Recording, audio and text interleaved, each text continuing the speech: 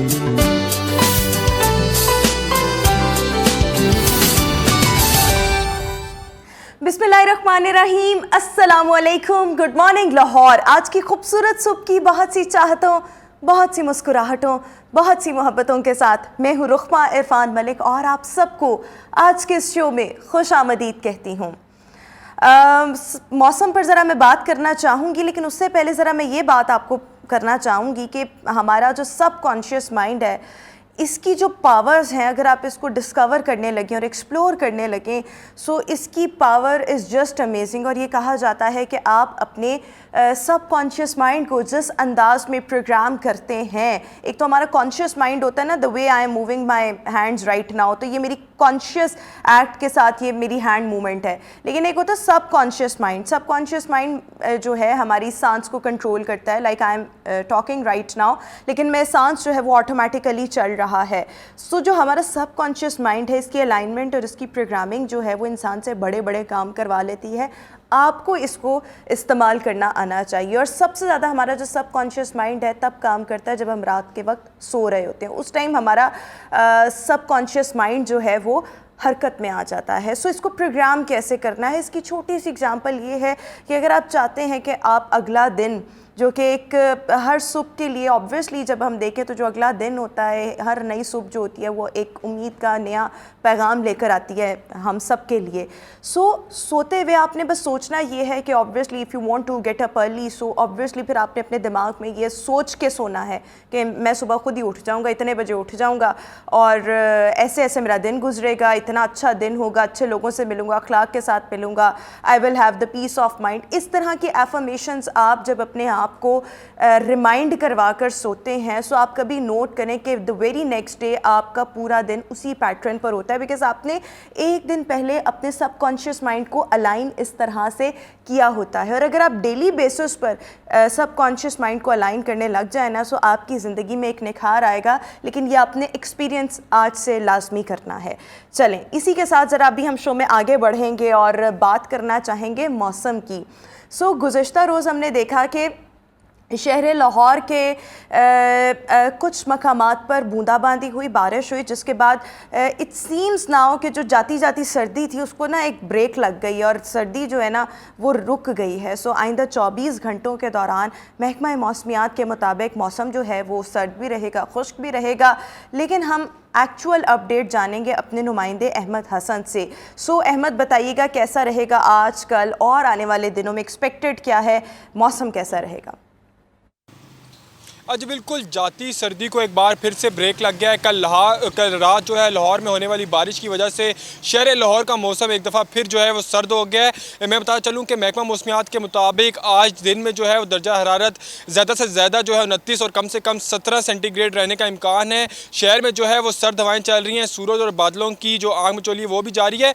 इसके साथ साथ जो एयर क्वालिटी इंडेक्स है, कल रात की होने वाली बारिश के बाद एयर क्वालिटी इंडेक्स में भी जो है वो बेहतरी आई है। महकमा मौसमियात का कहना है कि बारिश का ये सिलसिला जो है आइंदा 24 से 48 घंटों के दौरान जारी रहेगा। जी, बारिश का सिलसिला आइंदा 24 घंटों तक जारी रहेगा। लेकिन मुझे नहीं समझ आती कि लाहौर के बहुत मकामात पर बारिश होती है, लेकिन जहाँ जहाँ से मेरा गुज़र होता है, जहाँ मेरा रहना होता है, वहाँ पर अभी मुझे ना बारिश नहीं देखने को मिली। लेकिन वैसे बारिश कल लाहौर में कहीं कहीं हुई है। So thank you so much Ahmed Hasan, हमें वेदर के हवाले से अपडेट दे रहे थे। शो में इसी के साथ आगे बढ़ेंगे। आज के जो करेंसी रेट्स हैं वो आपके साथ शेयर करना चाहेंगे। तो जनाब, US$ 271 रुपीज़ में आज आपको मिल सकता है। यूरो जो है वो 279 rupees, British pound 317 rupees, UAE दिरहम 74.6, सऊदी रियाल 70.8, कवैती दिनार की अगर हम बात करें तो it would be 849 rupees, Canadian dollar 193.2, Australian dollar 174.5 और ओमानी रियाल जो है वो 678 यानी 678 रुपीज़ में आज आपको मिलेगा। वेजिटेबल रेट्स की तरफ आएंगे तो जनाब, वेजिटेबल रेट्स में जब हम देखते हैं ना कि आज सब्जियां आपको किस भाव मिलेंगी, सो इसके लिए ज़रा मेरा जो पेपर है ना वो आगे पीछे हो गया। मैं भी आपको बताती हूँ कि सब्जियां आपको मिलेंगी। जना मिल गया, अदरक जो है वो आपको 610 रुपये का मिलेगा, आलू जो है वो 38 रुपीज़ पर केजी, सब्ज़ मिर्च 60 रुपीज़ में आपको मिलेगी, मूली जो है वो 28 रुपीज़ पर केजी, प्याज 140 रुपीज़ पर केजी, गाजर 45 रुपीज़ पर केजी, टमाटर 46 रुपीज़, गोभी 24 एंड शलजम 28 में आज आपको मिल सकेगा।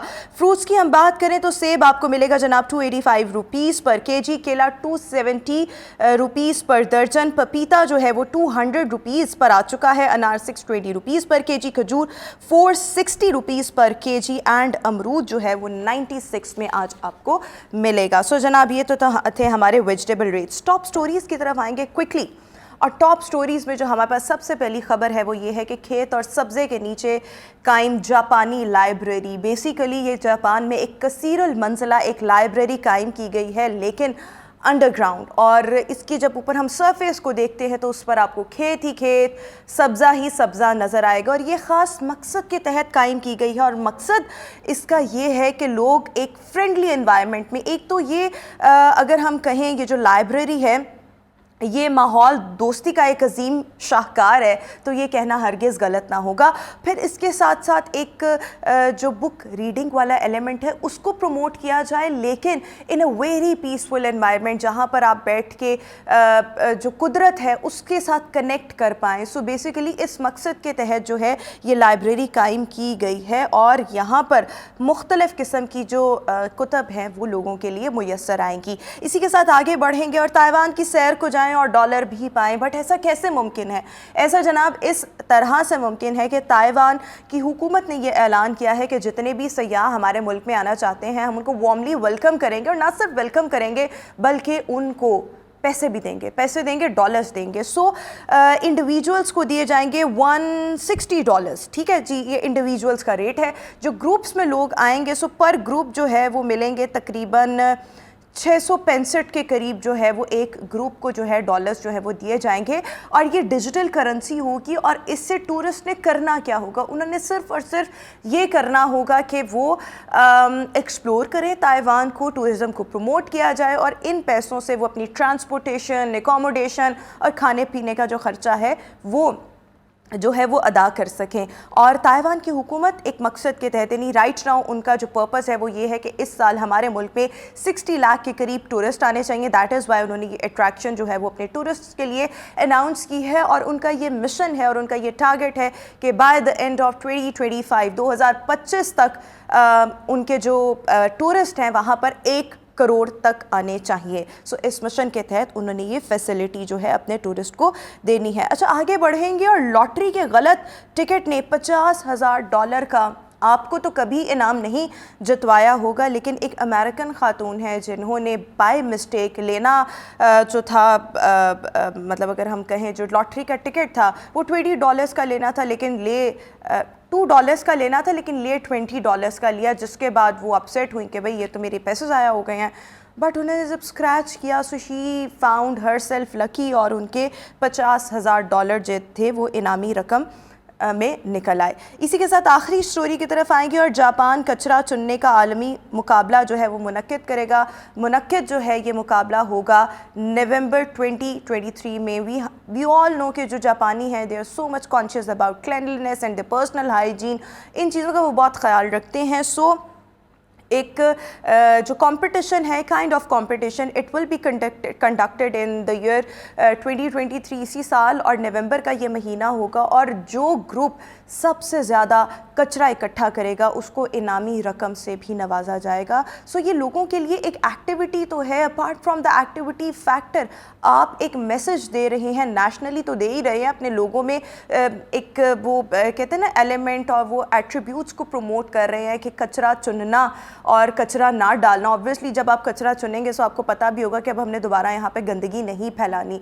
सो ये अपने सिटीजन्स पे भी वो प्रमोट कर रहे हैं, और इसके साथ साथ इंटरनेशनली भी एक बड़ा अच्छा जेस्चर, बड़ा अच्छा मैसेज जा रहा है। सो जापान में इस नौयत का एक मेला जो है, मुकाबला जो है वो मुनक्किद होने जा रहा है। ये तो हमारी थी टॉप स्टोरीज़। अभी मेरे ख्याल में हम शो में एक ब्रेक शामिल कर लेते हैं। ब्रेक के बाद जब वापस आएंगे सो आज की हाईलाइट्स और मज़ीद टॉपिक्स आपके सामने रखेंगे। Stay with us and good morning.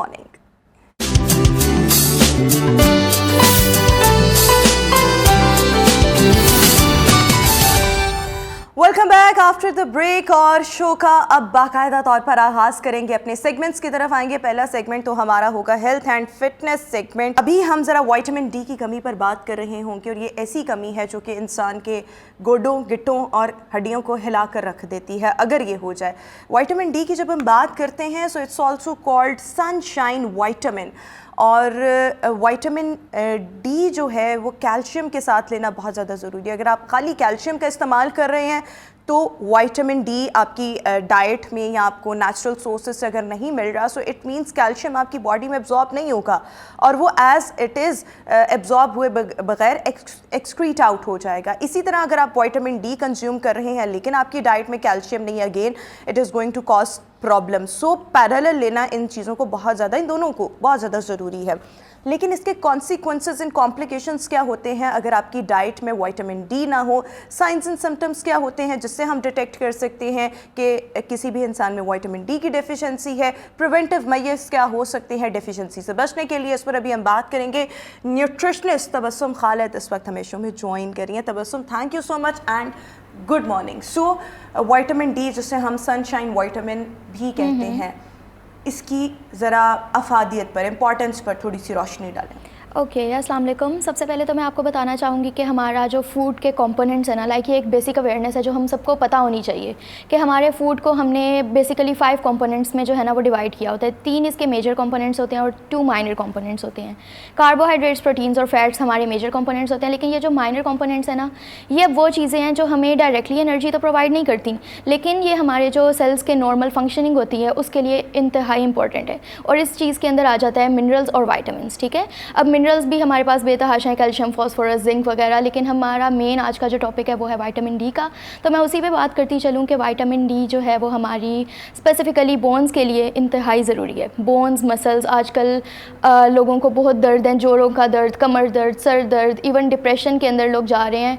तो ये भी स्टडीज़ से साबित हुआ है कि विटामिन डी की कमी की वजह से लोग डिप्रेशन का भी शिकार हो रहे हैं। विटामिन डी हमारी बॉडी के नॉर्मल फंक्शनिंग के लिए भी बहुत इंपॉर्टेंट है। उसके अलावा हमारी जो इम्यूनिटी है, एक इम्यूनिटी हमारा लाइक बॉडी की बेसिक नेसेसिटी है। ठीक है, जिसमें इम्यूनिटी नहीं होती, डिजीज़ उसको ओवरकम कर लेती हैं और हम डिजीज़ को ओवरकम नहीं कर पाते। ठीक है, तो उसके लिए विटामिन डी बहुत ज़रूरी है हमें इम्यूनिटी प्रोवाइड करने के लिए और हमारी सेल्स की नॉर्मल फंक्शनिंग के लिए। बिल्कुल ठीक हो गया। और अगर इसकी कमी होने लग जाए सो हम कैसे डिटेक्ट कर सकते हैं the person is having this kind of deficiency and now we have to be careful?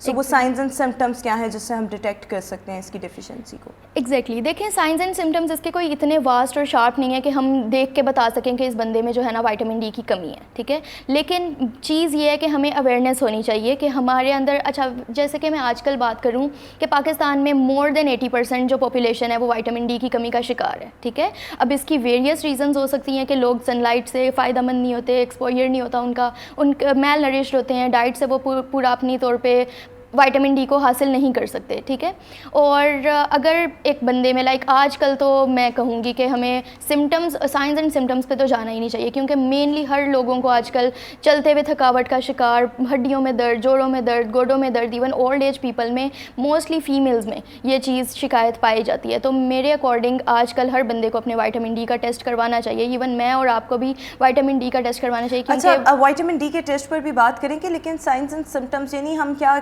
मतलब क्या जिस तरह ब्लड की डेफिशिएंसी होती है तो उससे स्किन आपकी पेल होने लग जाती है, आंखों के गिर्द जो ये आपकी लिड के जो नीचे वाला पोर्शन है आप इसको देखें तो आपको वहाँ से भी पता लग जाता है, नेल्स आपके ब्रिटल होने लग जाते हैं। विटामिन डी की क्या डेफिशिएंसी है जिससे, वही अगेन मेरा सवाल वही है कि हम असेस कर सकते हैं कि पर्सन जो है उसको ये डेफिशिएंट है? ठीक है, अगर तो हम बच्चों की बात करें तो बच्चे ज़्यादा खेल कूद नहीं कर सकते। जैसे बच्चे तो डेफिनेटली एक्टिव होते हैं, लेकिन नॉर्मली अब जिन बच्चों में विटामिन डी की डेफिशिएंसी होती है वो लोग बाहर खेल ज़्यादा नहीं सकते, आके मोस्टली यही शिकायत करते हैं कि हम थक जाते हैं, हमें थकावट होती है, घर में रहना पसंद करते हैं और उनके लाइक हड्डियों में दर्द होती है। वो प्रॉपर बताते हैं अपने पेरेंट्स को या जिसको भी कि हमें हड्डियों में दर्द होती है, हमारे जोड़ों के लाइक कंधों के हड्डियों में और हमारे टांगों के हड्डियों में, हर जगह पे ना लाइक बेसिकली हड्डियों के में दर्द होती है। दूसरी चीज़ ये कि अगर एक इंसान जो मौसमी बीमारियों का शिकार हो जाता है, ठीक है, जैसे कि मैंने आपको बताया कि विटामिन डी हमें इम्यूनिटी प्रोवाइड करता है, तो जब उसकी डेफिनेटली डेफिशिएंसी होगी तो हमारे अंदर इम्यून रिस्पॉन्स नहीं होगा और हम कोई नॉर्मल लाइक सर्दियाँ आ रही हैं, सर्दियाँ होती हैं तो हम नज़ला, ज़ुकाम, फ्लू, हर तरह की बीमारियों से हम एक्सपोज हो जाते हैं। आजकल डेंगू बहुत चल रहा है तो डेंगू से हम एक्सपोज हो जाते हैं, हमारे अंदर इतनी इम्यूनिटी नहीं होती। तो जो इंसान रेकरेंट बीमार हो रहा है, इंसान बार बार बीमार हो रहा है, एग्जैक्टली, उसको अपने विटामिन डी के टेस्ट करवाने चाहिए। बिल्कुल। और आप टायर्ड बहुत ज़्यादा फील कर रहे हैं, लेथार्जी फील कर रहे हैं, आप सुबह उठ रहे हैं और आप फ्रेश नहीं फील कर रहे, सो इस सिचुएशन में भी, इस कंडीशन में भी आपको अपने विटामिन डी लेवल्स जो हैं वो चेक करवाने चाहिए। अच्छा, विद द एजिंग का जैसे जैसे प्रोसेस होता है, हम सब आगे को उम्र के अगले हिस्से में जब जा रहे होते हैं, इससे कोई ऐसा सिस्टम होता है जैसे हमारे विटामिन डी लेवल्स जो हैं वो आहिस्ता आहिस्ता कम? एग्जैक्टली, देखें एजिंग ऐसा प्रोसेस है जिसमें हमारी बॉडी की नॉर्मल फंक्शनिंग जो है वो काफ़ी इफेक्ट होती है। तो विटामिन डी को भी हम ऐसे ही लेके चलते हैं कि विटामिन डी की एब्जॉर्प्शन के अंदर काफ़ी फ़र्क आता है, क्योंकि with the passage of age हमारी स्किन की एबिलिटी जो है विटामिन डी को एब्जॉर्ब करने की वो कम हो जाती है। तो डेफिनेटली एजिंग भी एक फैक्टर है विटामिन डी की डेफिशिएंसी का। अच्छा, इसके लिए what would you recommend? Test कौन कौन से करवाने चाहिए इफ़ यू आर डाउटफुल कि आपके अंदर डेफिशिएंसी हो रही है या आप बहुत ज़्यादा टायर्ड फील कर रहे हैं, साइंस एंड सिम्टम्स? अगर देखिए, मेनली तो हमें ब्लड टेस्ट करवाने चाहिए विटामिन डी के, लेकिन आजकल आपको जैसे पता है, अच्छा मेनली लोगों में ना अवेयरनेस नहीं होती। लोग आके बोलते हैं कि हमने ब्लड टेस्ट करवाए हैं, कैल्शियम हम में पूरी है, विटामिन डी हम में नहीं है। ठीक है, लाइक ऐसे कैसे हो सकता है? हमें दर्द होती है हड्डियों में, लेकिन देखें आप हमारे कैल्शियम लेवल्स ठीक हैं। तो उनके लिए मैं ये कहना चाहूँगी कि हमारा कैल्शियम जो है वो डिपेंड करता है विटामिन डी पे। ठीक है, डजेंट मैटर कि अगर हमारे ब्लड में कैल्शियम पूरा है, लाइक लेवल्स उसके ठीक हैं, तो हमारे वो बोन्स में कैल्शियम है या नहीं है। अच्छा, अल्लाह ताला ने ना हमारे पास एक ऐसा लाइक मैकेनिज्म रखा हुआ है कि हमारी जो बोन्स हैं वो अपना कैल्शियम डोनेट कर देती हैं ब्लड को। ठीक है, अगर उनको लगता है, बेसिक मैकेनिज्म होता है ये कि अगर हमारी ब्लड में कैल्शियम की कमी होती है तो बोन्स अपना कैल्शियम जो है वो ब्लड को डोनेट कर देती हैं। तो अगर हमारे ब्लड टेस्ट में कैल्शियम की मिकदार जो है वो नॉर्मल आ रही है तो इसका मतलब ये नहीं है कि वो हमारी बोन्स में है। ठीक है, और अल्टीमेटली हमारी बोन्स उससे इफेक्ट करती हैं, पोरस हो जाती हैं। ऑस्टियोपोरोसिस ये मेनली ख़वातीन में होता है और बच्चों में रिकेट्स और ये बाकी बीमारियाँ होती हैं। बिल्कुल ठीक हो गया, यही से कॉन्वर्सेशन को आगे बढ़ाएंगे, लेकिन अभी हम एक शॉर्ट ब्रेक की तरफ जाना है। ब्रेक के बाद वापस आएंगे, आपसे मुलाकात होगी ब्रेक के बाद। स्टे विद अस।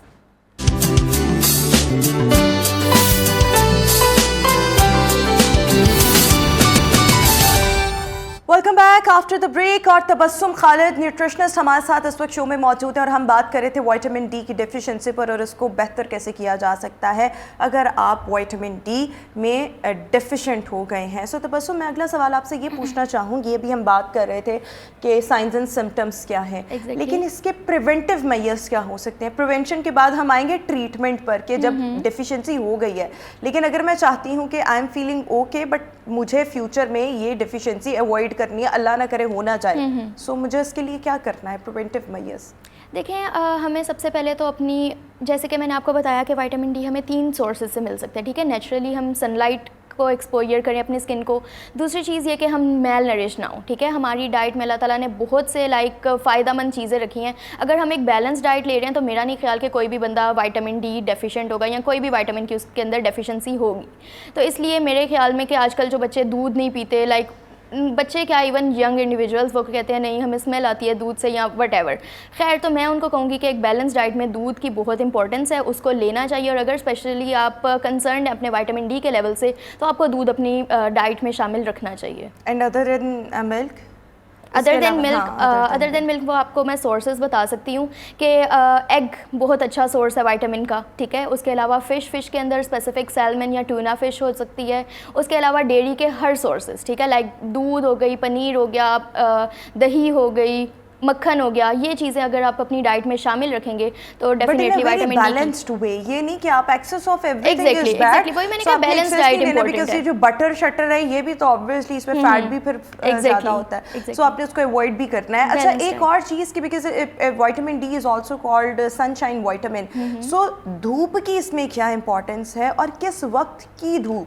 यानी एक तो होता है ना पूरा दिन सूरज चमक रहा है और आप पूरा दिन तो नहीं जा सकते, वो एक कुछ खास औकात होते हैं। कुछ लोग कहते हैं कि वो जो सनराइज एंड सनसेट वाला जो टाइम होता है बिल्कुल उसके फ़ौरन पहले और बाद में। बिल्कुल ठीक आपने बात की है। धूप के बारे में मैं एक पहले तो मिथ क्लियर करती चलूँ कि लोग समझते हैं कि धूप में जाएंगे तो विटामिन डी हमारी बॉडी में पैदा होगा, धूप जो है वो विटामिन डी को बनाएगी, तो ये चीज़ बिल्कुल भी नहीं है। धूप जो है सिर्फ विटामिन डी को हमारी एक्टिव करती है। ठीक है, अगर मैं आपको साइंटिफिकली बताती चलूँ, हमारी जो स्किन की लेयर है एपिडर्मिस, उसके अंदर हमारे नेचुरल तौर पे ना फैट सेल्स पड़े होते हैं, ठीक है।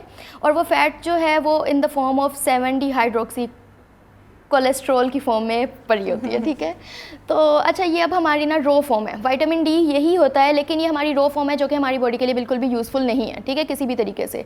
अब धूप क्या करती है, धूप की अल्ट्रावायलेट जो रेडिएशंस हैं वो जब इसके साथ कॉन्टैक्ट करती हैं, रिएक्शन करती हैं, तो इसको हम लिवर में लेके जाती हैं, ठीक है। लिवर में जाके एक प्रॉपर प्रोसेस होता है जिसको ये एक्टिव फॉर्म में कन्वर्ट करती हैं इन द किडनी, ठीक है, जिसका नाम है 125 डिहाइड्रोक्सी विटामिन डी, ठीक है। ये इसकी विटामिन डी की एक्टिव फॉर्म है और ये प्रॉपर जो प्रोसेस होता है ये होता है सनलाइट में, यूवी रेडिएशंस की मौजूदगी में। तो अगर हमारी स्किन सनलाइट से एक्सपोज होगी तभी हमारे अंदर, बॉडी के अंदर जो विटामिन डी है वो यूज़फुल होगा, वरना वो बेकार है। लेकिन किस वक्त धूप लेना, धूप में जाना सबसे ज़्यादा फायदेमंद है? अच्छा, वैसे मेरे अकॉर्डिंग अगर हम डेली का 15 मिनट्स सन को एक्सपोज करें, ठीक है, तो वो इनफ होता है। और किस टाइम की धूप की आप बात करेंगे तो 12 बजे से पहले वाली जो भी धूप है, लाइक वो कहते हैं ना अर्ली मॉर्निंग राइज जो होते हैं, every day is a Sunday, धूप तो हर दिन निकलती है, लेकिन 12 बजे के बाद वाली धूप में मोस्टली लोग जाना पसंद ही नहीं करते, ठीक है। लाइक वो काफ़ी कंसर्न्ड होते हैं अपने कलर कॉम्प्लेक्शन को लेके और बाकी चीज़ों को लेके।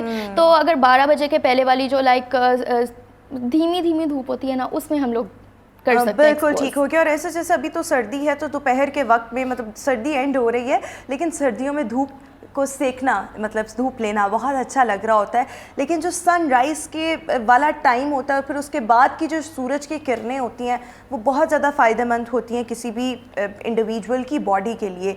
ट्रीटमेंट को क्विकली बता दें कि अगर आप वंस डिफिशेंट हो गए हैं, सप्लीमेंट्स, फूड सोर्सेज, इसके अलावा धूप, तीनों चीज़ों को कैसे लेके चलना है। Over to you, 30 seconds. Okay, देखें, अगर हम डेफिशिएंट हो गए अब, ठीक है, हम मोस्टली लोग डेफिशिएंट होते भी हैं, तो अगर हम डेफिशिएंट हो गए हैं तो बिल्कुल नॉर्मली लाइक फूड सोर्सेज से तो हम उसकी डेफिशिएंसी को पूरा नहीं कर सकते, क्योंकि ये एक आता ही नहीं है जहन में कि हम इतना लाइक फूड कंज्यूम करें कि हमें विटामिन डी मिल सके। तो उसके लिए हमारे पास सप्लीमेंट्स है मार्केट में मौजूद, काफ़ी सप्लीमेंट्स है, लाइक नाउ के विटामिन डी के सप्लीमेंट्स हैं और भी काफ़ी हैं। लेकिन अगर मैं रेकमेंड करूं, लाइक मेरी फैमिली जो यूज़ कर रही है, इवन मेरी मदर यूज़ कर रही हैं, वो स्कॉटमैन एक कंपनी है जिसका ब्रांड है सनी डी, ठीक है, तो उसको आप वंस इन अ वीक ले सकते हैं। मुफ्त में मार्केटिंग कर दी है। नहीं, मैं ब्रांडिंग नहीं करी एक्चुअली, उससे काफ़ी फ़र्क पड़ा है। मैं अगर पर्सनली अपना एक्सपीरियंस शेयर कोई भी अगर आप विटामिन डी का कैप्सूल ले रहे हैं, इंजेक्शन ले रहे हैं, सो नॉर्मली ये रिकमेंड किया जाता है कि महीने में एक दफ़ा आपने इस्तेमाल करना है। लेकिन वैसे आप क्या, व्हाट वुड यू से? मैं बताती हूँ, विटामिन डी के जो सप्लीमेंट्स हैं ना वो डिफरेंट डोजेज के होते हैं, ठीक है। कुछ के अंदर 1000 IU वो प्रोवाइड कर रहा होता है, कुछ 2000 और कुछ इवन लैक्स में प्रोवाइड कर रहा होता है, ठीक है। तो वो उसकी डोजेज पे डिपेंड करता है। अगर आप कम ले रहे हैं तो आपको इवन डेली भी लेना पड़ेगा विटामिन डी, लेकिन मोस्टली डॉक्टर्स जो हैं वो रिकमेंड करते हैं कि आप एक ही टाइम पे लें और ज़्यादा ले लें, लाइक जो ज़्यादा आपको विटामिन डी प्रोवाइड कर रहा है। बिल्कुल ठीक हो गया। Thank you so much. Tabassum Khalid हमारे साथ शो में मौजूद थी। और विटामिन डी की अगर डेफिशिएंसी हो जाए तो आपने उसको फिर किस तरह से ठीक करना है और टिप्स क्या हो सकते हैं कि आप अवॉइड कर सकें, ऑब्वियसली आपको विटामिन डी डेफिशिएंसी ना हो, ये तमाम चीज़ें अभी हम डिस्कस कर रहे थे। शो में एक ब्रेक शामिल कर लेते हैं, ब्रेक के बाद वापस आएंगे, मज़ीद मौज़ूआत आपके सामने रखने, आपके साथ डिस्कस करने हैं। Stay with us. Good morning.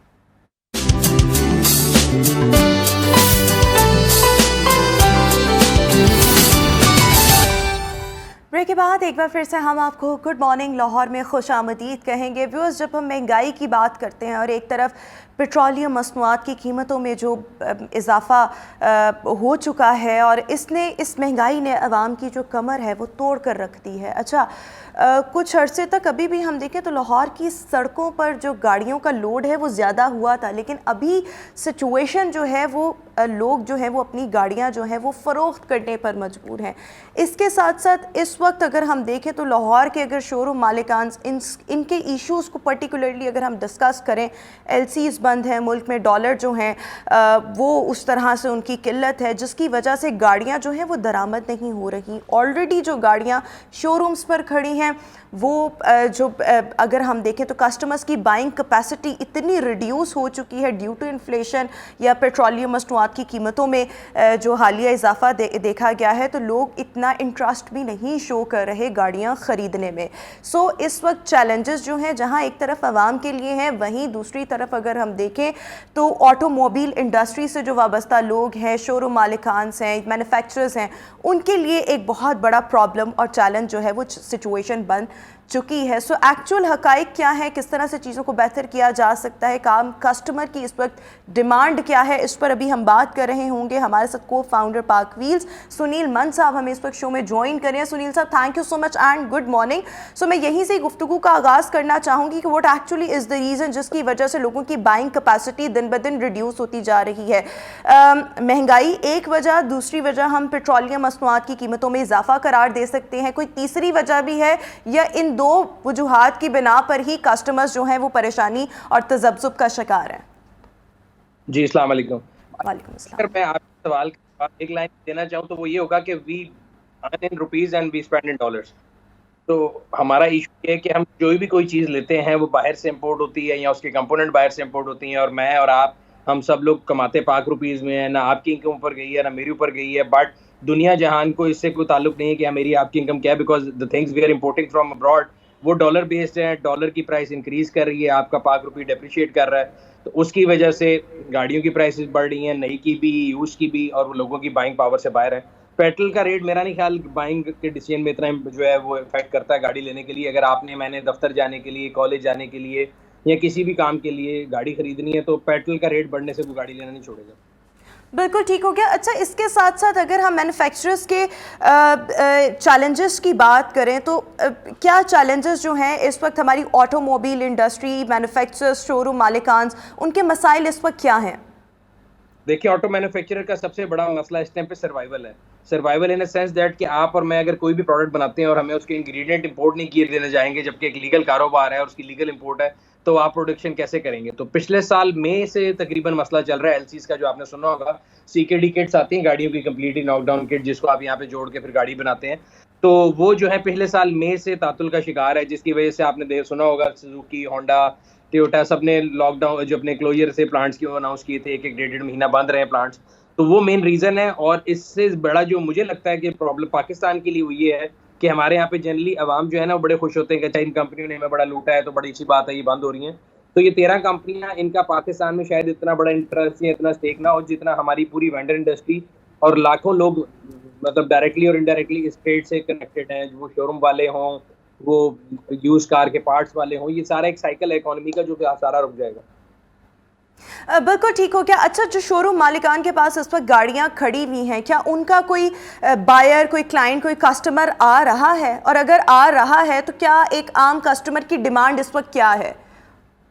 अच्छा, ये बड़ा इंटरेस्टिंग फैक्ट है कि मतलब एक तरफ गाड़ियों की प्राइसेस बहुत ज़्यादा बढ़ रही हैं, लेकिन अगर हम ट्रेड में देखें तो टू द कॉन्ट्ररी, जिसे कहते हैं ना, आपकी जो एक इंटेलेक्ट कहेगा या आपकी थर्ड सेंस कहेगी कि गाड़ियाँ ट्रेड नहीं हो रही होंगी, गाड़ियों की ट्रेड बहुत ज़्यादा हो गई है। और मेरा ख्याल है उस लिहाज से अगर यूज कार शोरूम की बात की जाए तो उनका काम आज इस वक्त बहुत ज़्यादा चल रहा है। रीज़न बीइंग, नई गाड़ी लोगों की रीच में नहीं है, लोग पुरानी गाड़ी खरीदने जा रहे हैं और उनकी ट्रेड ज़्यादा हो रही है, तो उस वजह से तो वो है। लेकिन नई गाड़ियाँ, जो नई गाड़ियों की प्राइसेस आ रही हैं, जो कि तकरीबन पिछले 3 महीने में मेरा ख्याल है ऑन एवरेज हर कंपनी ने 4 दफ़ा प्राइस बढ़ाई है, बट उनमें से मेरा ख्याल है कोई भी गाड़ी अगर आप देखें तो बुकिंग नहीं हो रही, बिकॉज वो लोगों की रीच से बहुत ज़्यादा बाहर है। यही वजह है कि सारा प्रेशर जो है यूज कार मार्केट के ऊपर है और यूज गाड़ियों की डिमांड बहुत ज़्यादा बढ़ गई है। अच्छा सुनील साहब, अगर हम देखें तो हमने लाहौर की स्पेसिफिकली, अगर सड़कों पर आपने भी देखा होगा, मैंने भी देखा है कि बहुत गाड़ियां ना हमें पिछले 1-2 साल में सड़कों पर नज़र आई हैं। और मुझे, मेरे इर्द गिर्द जितने भी लोग हैं जिनके पास बाइक्स थी और उन्होंने एकदम गाड़ियों पर स्विच किया। अच्छा, वो ये डिपेंड करता है कि किसी ने छोटी गाड़ी रख ली, किसी ने बड़ी रख ली, किसी ने सेकंड हैंड ले ली, और ज़्यादातर लोगों ने सेकंड हैंड ही ली। लेकिन अभी जो सिचुएशन है इसको मद्देनज़र रखते हुए क्या हम ये कह सकते हैं कि गाड़ी खरीदना एक अधूरा ख्वाब बन चुका है? Is it so? क्या वाकई ऐसा है कि लोग खरीद रहे हैं, जिन्होंने खरीदनी है वो खरीद रहे हैं, वो नई नहीं खरीदेंगे, वो पुरानी खरीद लेंगे? I agree with you. हमारे यहाँ पे जनरली अगर देखें ना, मतलब throughout all my age I have listen to this line कि जी बड़े बुरे हालात हैं, नाजुक दौर पे पहुंच चुके हैं, महंगाई बहुत हो गई है। I was telling somebody yesterday, मैंने जब गाड़ी चलाना शुरू की तो पेट्रोल जो है वो 7 रुपए लीटर था, और आज जो है 270-265 है, तब भी गाड़ी चल रही है। इसी तरह आपने जिस तरह बात की कि आपके इर्द गिर्द सबका लाइफ स्टैंडर्ड पहले से बेहतर ही हुआ ना, जो मोटरसाइकिल पे था वो गाड़ी पे आ गया। अगेन ये एक जैसे ह्यूमन क्राई बहुत ज्यादा है, जिसने लेनी है वो तो गाड़ी लेता ही लेता है, लेकिन बात ये होती है कि गवर्नमेंट का रोल कहाँ पे है, गवर्नमेंट इसके अंदर क्या कर रही है। गवर्नमेंट को सिर्फ मैंने ये देखा है कि जो गाड़ियां है ना, वो एक टैक्स कलेक्शन मशीन लगती है, गाड़ी बनती है उस पर टैक्स लिया जाता है, वो सड़क पे चलती है टैक्स लिया जाता है, वो रजिस्टर होती है फिर टैक्स लेते हैं। सड़कों पर जाते हैं, टोल टैक्स लेते हैं, तो वो एक टैक्स कलेक्शन मैकेनिज्म है गवर्नमेंट के लिए, जिससे कोई भी बंदा बच नहीं सकता। सो गवर्नमेंट को ये चाहिए कि वो इस इंडस्ट्री को बचने से जो है ना, मरने से बचाए। यहाँ की जो सूरत हाल है, जो इस टाइम पे सीकेडी किट्स के इशू हैं, और अगर वही देखें, इट्स डुअल एज स्वॉर्ड। अगर वो गाड़ियां बिकेंगी नहीं तो वो इंडस्ट्री बंद होगी, जब वो इंडस्ट्री बंद होगी तो गवर्नमेंट को टैक्स कलेक्शन नहीं मिलेगी। सो एक यूनिट को पहले डेड यूनिट करके सिक यूनिट को रिवाइव करना ज़्यादा मुश्किल है। I think the need of hour is that government need to wake up and decide कि whether they want to shut this industry overall, या वो इस इंडस्ट्री को बचाना चाहते हैं। लेकिन जिस तरह से आप इस पर गवर्नमेंट का जो इसमें किरदार है, इस इंडस्ट्री को ऑब्वियसली आगे बढ़ाने में, चलाने में हुकूमत का आपने कहा किरदार बहुत ज़्यादा अहम है। What do you expect from the government इसकी सस्टेनेंस की? अगर हम बात करें इस इंडस्ट्री की, सो क्या आपको लगता है फौरी तौर पर हुकूमत की जानिब से क्या इकदाम किए जा सकते हैं? नंबर 1 एलसीज़ को खोलना, या इसके अलावा भी कोई आपके ख्याल में और आपकी तरफ से रिकमेंडेशन, सजेशंस हैं? आई थिंक सबसे पहले तो वही होगा कि एलसीज को खोलेंगे, इंडस्ट्री को जो है चलना शुरू होगी, इंडस्ट्री चलना शुरू होगी तो फिर ये जो इकोनॉमी का पहिया वो चलेगा। अगर वो इस तरह करते रहेंगे जो भी कर रहे हैं, तो आई थिंक सूनर और लेटर ये इंडस्ट्रियाँ बंद हो जाएंगी, और उसमें सबसे बड़ा डेंट गवर्नमेंट को पड़ेगा, because again they are the largest tax payer. ये इंडस्ट्री, इसमें कोई टैक्स चोरी नहीं है। हर वो गाड़ी जिसका जिससे नंबर बनता है उसके साथ गवर्नमेंट को टैक्स मिल रहा है, इंपोर्ट ड्यूटीज मिल रही हैं, एंड जिस तरह मैंने आपको बताया पूरी लिस्ट गोज ऑन। बाद में भी उसको प्राइमरी सेकेंडरी मार्केट में भी गवर्नमेंट टैक्स लेती है। तो सबसे इंपॉर्टेंट तो ये है फिलहाल।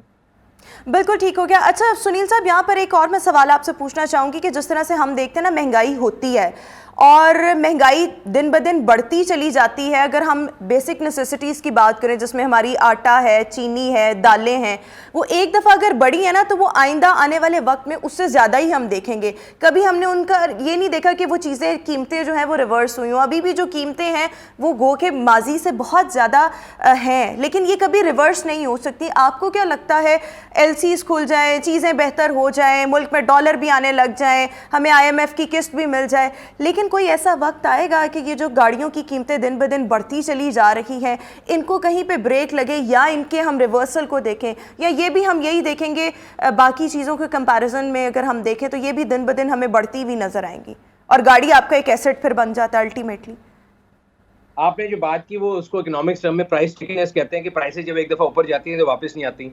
सो कमोडिटी आइटम में तो यस, प्राइस स्टिकीनेस 100% ट्रू है, बट गाड़ियों के उसमें करेक्शन आ सकती है। नई में तो शायद ना आए कि वो यहाँ पे रुक जाएंगी। अगर एलसीज का मसला हल हो जाए, अगर डॉलर स्टेबल हो जाए तो वो यहाँ पे रुक जाएंगी। अगर डॉलर सब्सटेंशियली नीचे आएगा तो कंपनी ऑब्वियसली प्राइस रिड्यूस कर देंगी। माजी में भी एक दो दफ़ा ऐसा हुआ है, लेकिन सबसे ज़्यादा करेक्शन जो इससे आएगी वो यूज कार मार्केट में आएगी, जो कि इस टाइम पे आउट ऑफ कंट्रोल है। People are asking exuberantly high prices just because जो उसकी सब्स्टिट्यूट प्रोडक्ट है, जो नई गाड़ी है वो बहुत ज़्यादा महंगी होगी। और मज़े की बात है कि नई गाड़ी अगर 4 लाख महंगी होती है तो यूज गाड़ी को 8 लाख महंगा कर दिया जाता है, बिकॉज वो आम आदमी के रीच से बाहर है। एंड आई थिंक ये जो इफेक्ट है यूज कार मार्केट का, उसमें काफ़ी करेक्शन आ जाएगी। बिल्कुल ठीक हो गया। एक आखिरी सवाल आपसे मैं यहाँ पर ये भी करना चाहूँगी कि हम देख रहे हैं गाड़ियों के जो स्पेयर पार्ट्स हैं उनकी कीमतें भी बहुत ज़्यादा बढ़ रही हैं। इसके पीछे भी क्या यही सेम रीजंस हैं या इनकी रीजंस कुछ और हैं? उसके पीछे सबसे पहली रीज़न ये है कि हमारी गवर्नमेंट जो वो खामोशी से जिसे कहते हैं ना नकब लगाती है। तो अभी आपको पिछले महीने याद होगा कि 1% का टीका हर आवाम को हर चीज़ में लगा है जीएसटी के फॉर्म में। सिमिलरली जो आपके ऑटो पार्ट्स आते हैं उसके ऊपर एडिशनल कस्टम ड्यूटी जो है वो आयद की गई है पिछले महीने।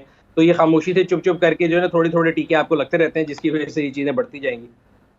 बिल्कुल ठीक हो गया। अच्छा सुनील साहब, अगर हम देखें तो पिछले 1 साल में अगर हम एस्टिमेट लगाएं तो जो 660 सीसी गाड़ी है, यहाँ से लेकर अगर 1800 सीसी गाड़ी तक अगर हम जाएं, सो आपको क्या लगता है कितने गुना इजाफा हुआ है कीमतों में? मोर देन 70% इंक्रीज हुआ है। अगर आप 660 सीसी गाड़ी की बात करें जो कि 16 से 17 लाख में मिलती थी, वो अब जाके आपको 28 से 30 लाख में मिलती है, तो समझ लें 80 to 90% बल्कि बढ़ गया। अच्छा, और एक यहाँ पर एक और भी मैं बात आपसे पूछना चाहूँगी कि जिस तरह से आप कह रहे हैं गवर्नमेंट, यहाँ पर हुकूमत का बहुत ज़्यादा कलीदी किरदार बनता है, लेकिन जब हम देखते हैं कि अभी जो गाड़ियाँ ऑलरेडी शोरूम्स पर मौजूद होंगी वो तो शोरूम मालिकान ने पहले की लेकर रखी हुई है ना, लेकिन जब आप मार्केट में लेने जाते हैं तो वो आपको आज की मार्केट वैल्यू के हिसाब से मिलेंगी। हुकूमत का ये समहाउ रोल बनता है, लेकिन आपको लगता है कि जो गाड़ियों की कीमतों में इतना एकदम राइज आता है, इसके पीछे कोई ग्रुप, कोई सरगना इन्वॉल्व होता है, या ये आपको लगता है महज हुकूमत की नाअहली और हमारे पॉलिसी मेकर्स की यहाँ पर नाअहली हमें नज़र आ रही है? देखिए, ये तो अगेन मैनहसुल कौम हम लोग कैसे हैं, हम लोग शॉर्टेज क्रिएट करते हैं। अभी आगे रमज़ान आ रहा है, आज आप एक लिस्ट बना लें अपने अशिया खुर्दोनोश की, महीने बाद बना लीजिएगा, प्राइसेस आपको पता लगे क्या होगी। तो ये सप्लाई एंड डिमांड की स्टोरी है। सो शोरूम मालिकान की इसमें कोई गलती नहीं, मैं और आप गाड़ी बुक कराते हैं, शोरूम वाला तो गाड़ी नहीं बुक करा रहा, हमने अपने नाम से गाड़ी बुक करा के शोरूम पे खड़ी कर दी है, अब हम प्रॉफिट मेकिंग करना चाहते हैं। इट्स जस्ट लाइक करेंसी, आप करेंसी लेके रख लेते हैं फिर कल को बेचते हैं, तो जो ट्रेडर है उसकी तो उसमें गलती नहीं है, सिमिलरली शोरूम वाले की कोई गलती नहीं है इसमें। ये मैं और आप हम अपने पूरे इर्द गिर्द देखे हैं, जिस तरह आप कह रहे थे ना कि आपके जानने वाले, मेरे भी बहुत से जानने वाले हैं जो गाड़ियां नई बुक करा के खड़ी करके बेच रहे होते हैं। So it's like everybody wants easy money, उसमें सप्लाई एंड डिमांड है, जब डिमांड होती है तो गाड़ी महंगी बिक जाती है, हर कारोबार इतना इसमें भी रिस्क है, कभी कभी गाड़ियां ऑफ पे भी बिकती हैं। 2022 वाज नॉट इतनी कोई दूर की बात नहीं है, लास्ट ईयर दिसंबर में हर गाड़ी ऑफ पे बिक रही थी। तो इसलिए आई थिंक ये हमें एज अ नेशन सोचना पड़ेगा कि डू वी लाइक शॉर्टकट्स, और हमने उस पर करना है। गवर्नमेंट का यहाँ पे जो रोल है उन्होंने पूरा किया हुआ है, मतलब अगर आप एक नई गाड़ी लेके बेचते हैं, उसको दोबारा रजिस्टर कराते हैं, तो उन्होंने विद होल्डिंग टैक्स, CVT दोबारा आपसे लिए ताकि वो इसको कर्व कर सकें जो ऑन वाला है, और साथ साथ अपने पैसे भी बनाते रहे। तो आई थिंक उनके पैसे बन रहे हैं, उनको CVT और विद होल्डिंग दोबारा मिल रहा है, दे आर हैप्पी, एंड जो खरीद रहा है वो भी हैप्पी है, everybody is happy I think apart from you and me. बिल्कुल ठीक हो गया। Thank you so much Sunil मन साहब हमारे साथ मौजूद है, को फाउंडर पार्क व्हील्स। और यही बात जो मुझे अभी तक समझ आई है कि हुकूमत का रोल है वहाँ पर यही बनता है कि आप जो है हर सेक्टर के लिए आसानी पैदा करेंगे। सिर्फ ऑटोमोबाइल इंडस्ट्री का ये एक प्रॉब्लम नहीं है, जब हम फार्मास्यूटिकल सेक्टर को देखें तो वहाँ पर भी इस वक्त जो रॉ मटीरियल जो बाहर के ममालिक से आना है वो उस तरह से आ नहीं रहा, बिकॉज LCs बंद हैं, लोगों के इक्विपमेंट्स जो हैं वो फंसे पड़े हैं, इसलिए क्योंकि LCs बंद है। जब कोई भी चीज़ आपने बाहर से मंगवानी है, और हमें यही सुनने को मिलता है कि हुकूमत ने LCs बंद कर रखी हैं। बहरहाल अगर हम थोड़ा सा पीछे जाएं तो जब ये मिनी बजट पेश किया गया था तो उस वक्त ये बात की गई थी कि बहुत जल्द LCs को खोल दिया जाएगा, लेकिन अभी प्रैक्टिकली उस तरह से इकदाम नहीं हुए, जिसकी वजह से हर इंडस्ट्री जो है वो इस वक्त राइट नाउ सफ़र कर रही है। तो यस, फौरी तौर पर हुकूमत जो है वो अपने जो हुकूमत की जिम्मेदारी है उसको अदा करते हुए LCs को खोला जाए, फिर बाकी चीज़ें with the passage of time जो है वो सेटल डाउन होती चली जाती हैं। बहरहाल अभी हम शो में एक ब्रेक शामिल करेंगे, ब्रेक के बाद वापस आएंगे। Good morning.